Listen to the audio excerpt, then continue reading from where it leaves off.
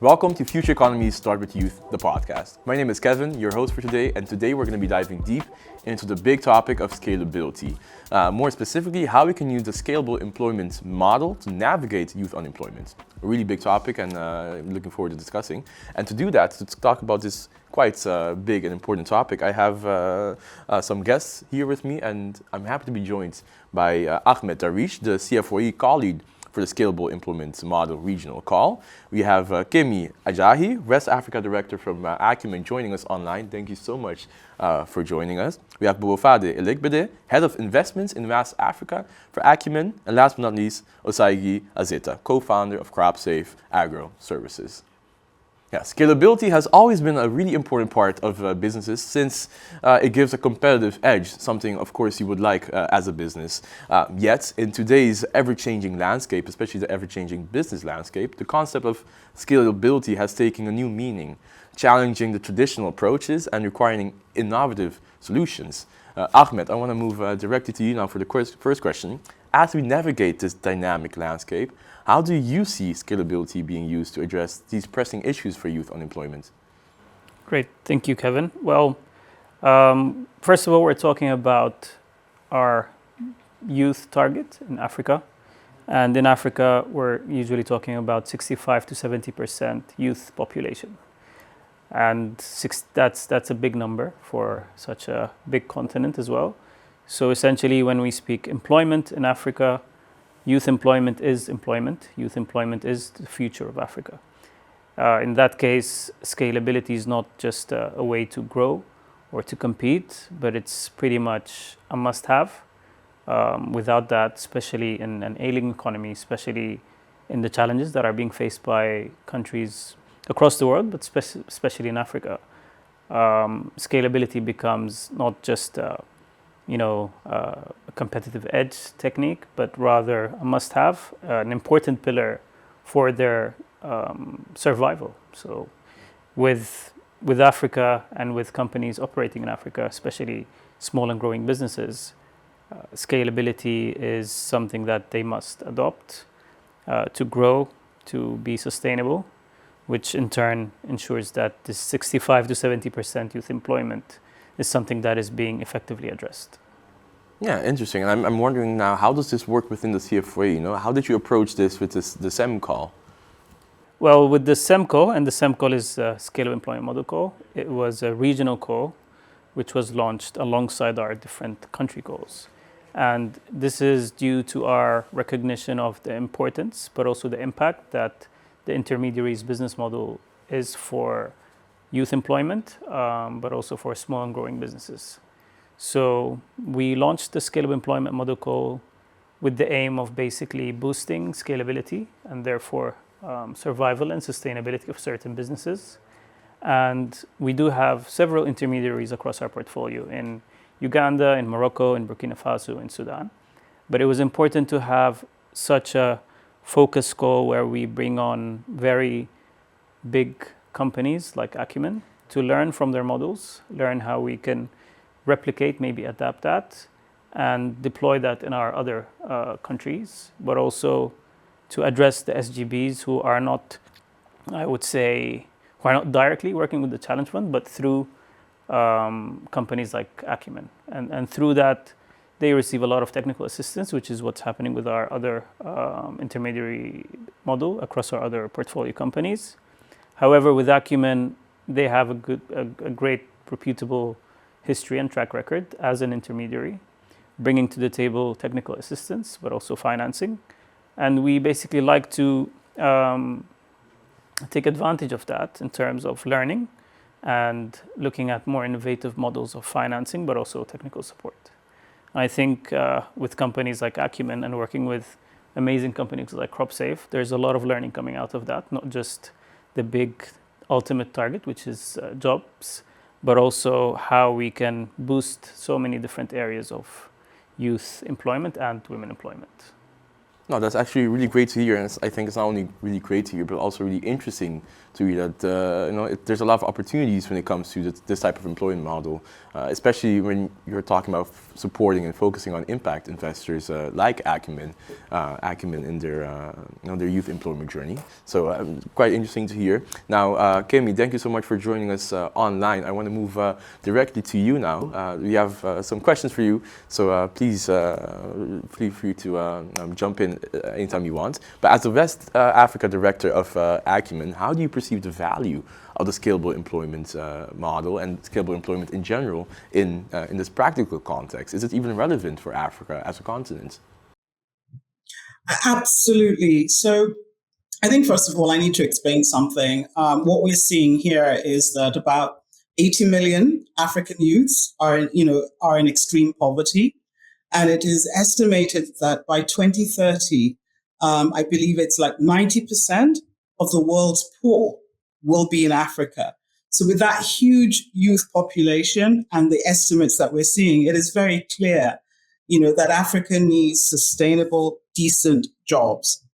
Now, just to backtrack again, annually, about 10 to 12 million youths join the workforce, but only 3 million jobs are created. So what we have is a situation where most youths are unemployed or underemployed. So, and these youths, they face skill gaps and barriers to employment. So they take on insecure, informal work. And so what we have now is about 85% of the workers in sub-Saharan Africa and about 93% of workers in Nigeria are informal workers. So what Acumen does is that we invest in small and growing businesses for sustainable, decent jobs for low-income Africans, and thereby creating a pathway to resilience that allows them to break out of poverty. So scalable employment is vital. And this enables us, so by scaling, it enables us to reach millions of Africans, without jobs in the informal economy. So if we invest in scalable investment models, that, obviously with scalable employment models, pardon me, it allows Acumen to create widespread impact. Yeah, thank you so much. I think this leads me actually to a really loaded question. So bear with me here. But it's quite really interesting. Some of the things you mentioned, and yeah, of course, the data you mentioned is also horrible. It's such a big challenge, and I'm really happy that Acumen and the CFYE is working to at least try to contribute to solving or improving this. These numbers. But you mentioned also that Acumen invests in small and growing businesses to drive these decent work for informal workers, which are such big percentages of the African continent. But my question is, and it's quite a loaded one, how important is the role of these small businesses, specifically these startups, in addressing Africa's employment challenges, especially looking at the huge youth unemployment numbers, and specifically also how can projects like CFYE and strategic partnerships contribute to incubating these businesses for sustainable job creation and also economic growth? Okay, so thank you. I think the thing about the way Acumen works is that we do a lot of research, and a lot of what we do is based on available data. So what we're seeing is that, first of all, it goes without saying that businesses are vital. 99% of hiring businesses are micro and small businesses. But more importantly, what we find is that many of the founders lack experience. And as such, that leads to weak ventures in low value sectors. And then you then have low productivity and limited job creation. So we realize now that we have to act by strengthening enterprises. And as such, this is where our collaboration with CFYE is very, very important. Our collaboration with CFYE facilitates support for and strengthens, micro and small businesses, thereby fostering the creation of sustainable jobs, productive jobs, stable businesses, and economic growth. And so, with CFYE, we accomplished, two key objectives. We identify promising small businesses like, CropSafe, providing funding and bolster their scalability, impact, and resilience. And so we help them to create jobs. We're also developing even more knowledge by, in terms of how to invest meaningfully, effectively, and at scale in workforce development in Africa. Yeah, thank you so much. And I think also in my first question I mentioned the partnership with CFYE. So this leads me back to you, Ahmed. Speaking of CFYE's role and looking at the collaboration that you have together with Acumen, how does this collaboration work from your perspective, from the CFYE's perspective? And can you tell us a bit more about the shared learning agenda you have together with Acumen? Fantastic. Yes, thank you for mentioning that. The learning agenda with Acumen is quite interesting. There's a lot of insight coming out of the projects that Acumen are working on through the CFYE with CropSafe as small growing businesses they're investing in, but also other projects. The learning agenda includes things like impact measurement to improve gender awareness, but also gender smart technical assistance. A lot of that is already published on our Challenge Fund website, LinkedIn page, but also on Acumen's. And we're also building a learning platform for the Challenge Fund where all of these learnings from SEMCO, from Acumen, from other of our 120 projects that are going to be building this learning platform. So learning agenda is one part of it. But as I mentioned earlier, the SEMCO was basically launched to boost scalability for small and growing businesses. And to do that in the countries where there is a Challenge Fund call, so the country calls, but also countries where we do not have a country call. So again, kind of spreading our reach and our exposure beyond the 11 countries where we have country calls. Another important element of our work with Acumen and in the SEMCO is learning from their experience, learning from how we can deploy innovative financing models, but also technical assistance that makes sense, that will lead to scalability and thus employment for youth. So these are kind of the main tracks that we're working on. But again, with Acumen, we have a very ambitious, but we're well on track of achieving this ambitious goal, which is 15,000 plus jobs. So yeah, no pressure, but I think we're well on track on that, and a lot will be achieved through Acumen, also through CropSafe. It's actually really incredible hearing about those 15,000 jobs, and I think, of course, no pressure, but I am counting on you to make good on that promise and that goal. But thank you so much for breaking this down for us, Ahmed. And Bofadi, I want to move directly back to you. Turning to you, as the head of investment for Acumen West Africa, can you describe how you support scalable employment models for youth employment in Africa, while still preserving the flexibility and also the innovation of the informal sector? Thanks for that question. Our work in addressing the challenges of youth unemployment in Africa is actually grounded in contextual relevance. And with the work we're doing with CFYE, we're excited to learn about what works and what doesn't work in building and backing models that deliver employment at scale for youth. Our immediate focus is on backing and investing in and supporting companies that solve problems within the value chains of the sectors that they play in, especially in agriculture and energy access. And we're beginning to see some traction there. Also, in the work that we do, we prioritize scalable models that basically emphasize the innovation and the flexibility that lie within informal economies and informal markets. And one of such models that we're seeing work is the decentralized hub and spoke model, where you have, a hub right in the center with some form of, would I say, control, but you have the spokes as well connected to that hub, who have sort of like a semi-autonomous level of control over their own localized context, localized activities to be able to, quickly respond to managerial and operational challenges that they face in their local communities.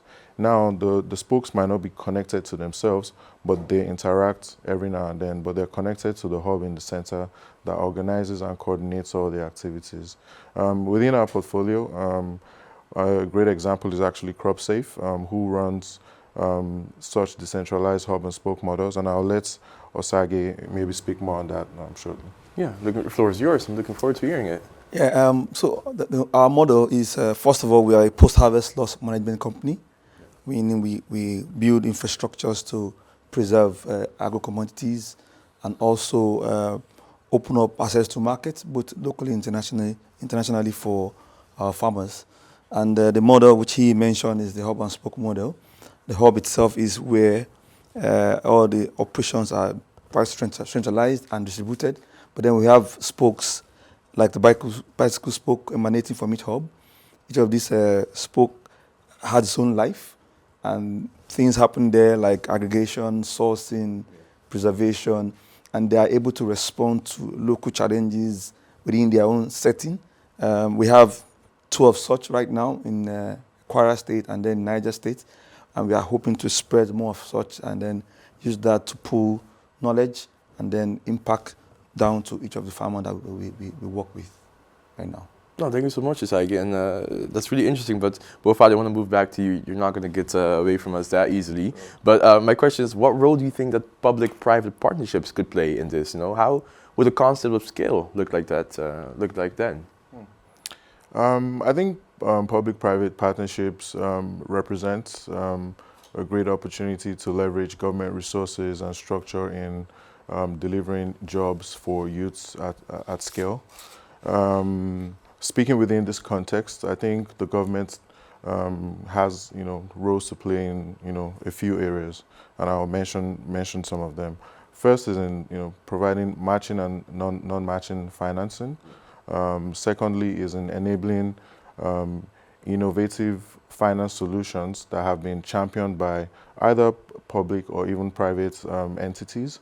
Thirdly is in creating or providing infrastructure, systems, channels to enable and create jobs for the hardest to reach people. And I think a fourth point would be facilitating decency of work at scale, decency of work at scale. Decency is also, always so important. Yeah, and if I may add to that, you might be wondering maybe what decency at scale means, and I think what that scale looks like is, one is poverty alleviation, right? So we're looking at millions of informal workers, but in long-term, gainful, sustainable jobs, decent jobs. So poverty alleviation that goes beyond just poverty alleviation and just unemployment, but decent employment. Also, we think what scale looks like would look less like scalable employment business models, but more like scalable employment value chains. Again, within the context and characteristics and attributes of small and growing enterprises in the markets that they play in. Yes. Yeah, really interesting. And I think the concept of utilizing patient capital is already really interesting. But using patient capital to foster the growth of early stage social enterprises, especially in emerging markets, is seems to be both innovative and also impactful. So I think exactly the thing we're looking for. But I'm also interested in how this approach has enabled enterprises to navigate the unique challenges that they face while aiming to provide decent work, as well as scale their opportunities effectively. So again, back to you, Wolfade. Could you elaborate on how Acumen's patient capital model has facilitated the journey for your portfolio companies, such like his? Sure. The scale I was actually talking about earlier is a long-term game, right? Long-term, and the type of capital that we deploy at Acumen is patient capital, because SMEs, micro enterprises, social enterprises require time to thrive, to survive, and then create these jobs over the long term. Acumen, leverages the power of philanthropy to invest patient capital in sectors such as agriculture, energy access, workforce development, and education. All our investments are actually done with a poverty focus and with very strong considerations for inclusion. And you see that in the work that we are doing in Africa, where we invest through a gender lens and youth lens. Since inception, we've invested about $157 million across 170 companies. And these companies altogether have impacted about 500 million lives.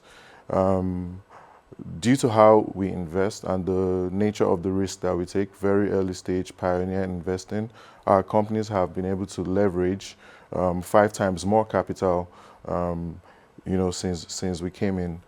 In addition to that, beyond capital, a core part of our strategy is that we accompany our investee companies by providing additional support from governance support, advisory on the strategic side of things, and targeted technical assistance to help them, fine-tune their value propositions, measure their impact, and also handhold them through their scaling journeys. I can mention some examples within our investee universe. One company is a company I really love so much called Bond Manufacturing in Kenya.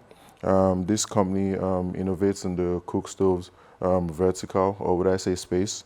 They manufacture and distribute modern cooking solutions, from improved charcoal to wooden stoves to even electric pressure cookers.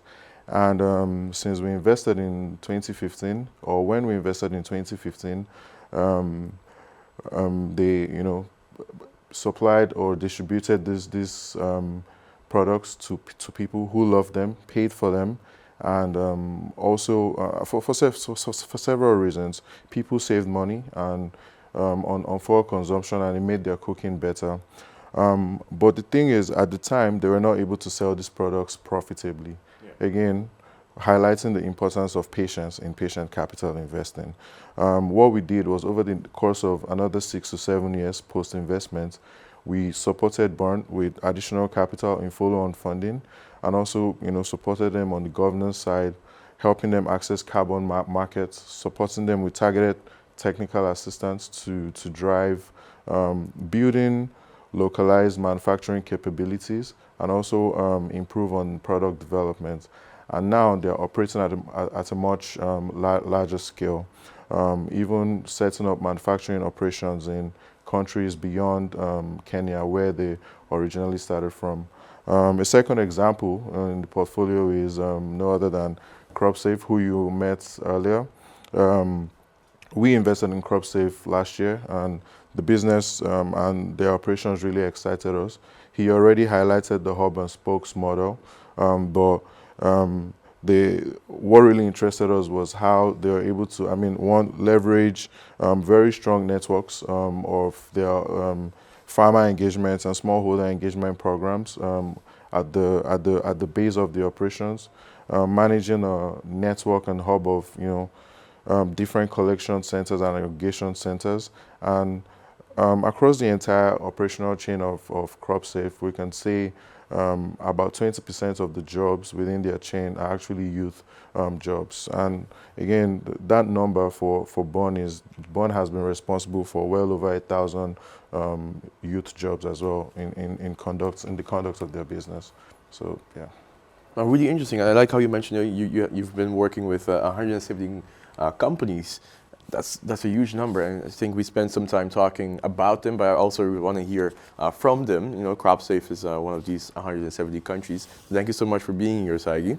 As a co-founder of CropSafe, can you give us some insight into your journey, the journey CropSafe had with Acumen and scaling the company? Yeah, the journey started from trying to bridge the gap between the farmer's harvest and the market, and we found out that there was lack of post-harvest infrastructures back home in Nigeria and Africa. And so we set that target, and then we went out to see what we could do about it. So what we built was to build facilities like I said, the hub and spoke model. Each of these spoke has its own infrastructure that can collect and aggregate from farmers, trying to bridge the gap at that farmer level, whereby they can, within one day of harvest, you have your commodities preserved properly. Now, there have been some challenges, of course, at the start before we met Acumen. The patient capital to build those infrastructures that need to be depreciated over a long time was not there. But Acumen came in and we've been able to really build something spread around, and now scaling to even moving forward into processing some of those commodities to access higher value market, even the export market internationally, so that we can gain more profit and then trickle down this investment and profit as impact to the farmers. Before we met Acumen, we had, let's say, around 150 people impacted, both informal and formal jobs. But within this last 11 months, we've done 1,000 informal and formal jobs, and this next season we are hoping to double that figure. That's the big impact from what we've gotten from Acumen. Yeah. Wow, great! That's such a huge impact. Thank you so much for sharing these valuable insights. It's been truly enlightening hearing all from your perspectives. And before we wrap up, I want to ask one final question that ties everything together. We've been talking about future trends and what the SEM model entails. But both, I want to ask you, talking about these future trends, where do you see the SEM approach leading us? And are there any emerging opportunities or barriers that we should consider? I think it is exciting to see the potential for the SEM calls and where that is taking us to in the future. Really excited for that. It is also inspiring to see that there are actually scalable employment models, not just from what we've seen through research, but even within or in portfolio companies that we are investing in and supporting. In terms of future opportunities, I see a few areas worthy of exploration, and looking forward to those outcomes. I think one is building contextually relevant, scalable employment models and calls for particular or specific value chains and sectors. Obviously, within the context of what works for small scale businesses or SMEs. Secondly, is with social impacts and patient investors like Acumen, co-creating more with funders like the CFYE, to deepen such models or such partnership models and intermediary models. Again, within the context and within the, attributes and what works for small-scale businesses. There's also opportunity for further exploration of breakthrough models, especially the ones that exist at the nexus of multiple sectors. We are already doing some of that at Acumen, where in the last 2 years, and even maybe longer, we've been investing at the nexus of ag and energy, and even more recently, agriculture, energy, and even workforce. I think there's a lot to explore when multiple value chains and sectors come together to drive and to explore what is possible with scalable employment models. Yeah, I couldn't agree more. And gentlemen, do you have anything to add to what was mentioned here? I think, Ahmed, should I begin with you? Yeah, sure. I think, as you said, that how we can wrap up in a way that ties everything together, but I think we already have some very interesting figures. And as I mentioned earlier, SEM was created exactly for the purpose of learning from these interesting financing model. Patient capital investing is very evidently very impactful for job creation. We talk about the reason also SEM was created is to work with organizations that have this ample of experience, but also the organizational capacity and the financial capacity to basically deploy such projects. So essentially, we're talking about the Challenge Fund as being a program funded by the Ministry of Foreign Affairs, Dutch Ministry of Foreign Affairs. And Through that, we are working with now 88 plus projects that will reach to 120 projects. These are projects we work with directly in the 11 countries where we have country goals. Through the SEMCO, we're working with 4 partners, including Acumen, And through the SEMCO, we're going to work with an extra 60 projects. Wow. So these are very important figures. 230,000 jobs. And you can hear from CropSafe how they went from 100 jobs to 1,000. And these are jobs in Nigeria, in Africa.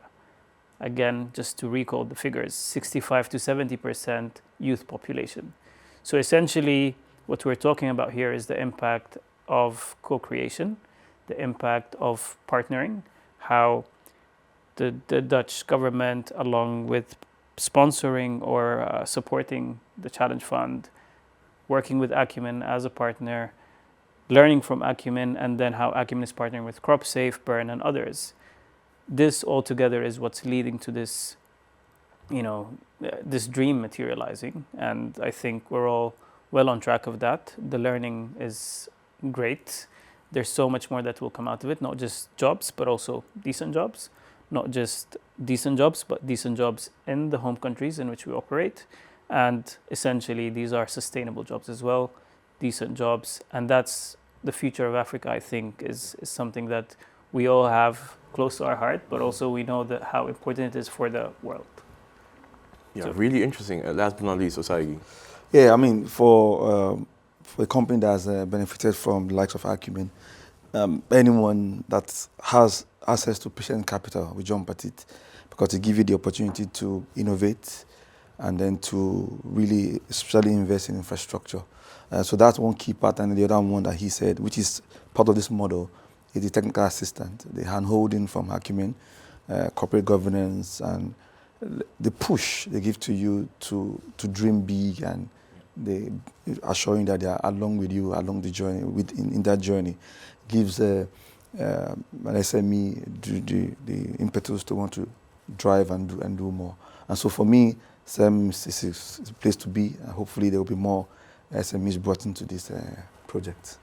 It is a partnership at the end of the day, and it is a great, basically youth employment is a responsibility on, and let's be honest, the small and growing businesses like Osagi's CropSafe.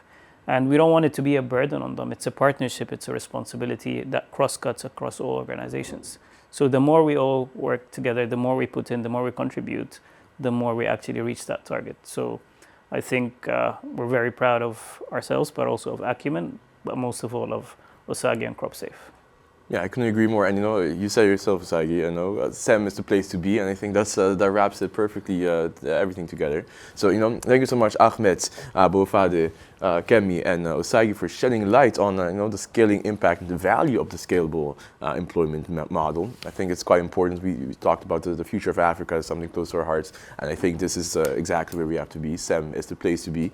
Like that you mentioned that. So your perspective have truly been enlightening and helping us understand how innovative approaches and strategic partnerships strengthen our efforts to address youth unemployment, which is such a huge problem, especially looking at the numbers that are absolutely horrifying. As we navigate the complexities of the future economy, future economy start with youth, the title of our podcast, it's quite clear that investing in scalable employment models is not only crucial for economic growth, but also for fostering dignity and opportunity for millions of young Africans and also beyond. So thank you so much for joining. Your insights have been truly incredible. And this was Future Economy Start With Youth, the podcast. My name is Kevin. Thank you so much for tuning in, and see you next time.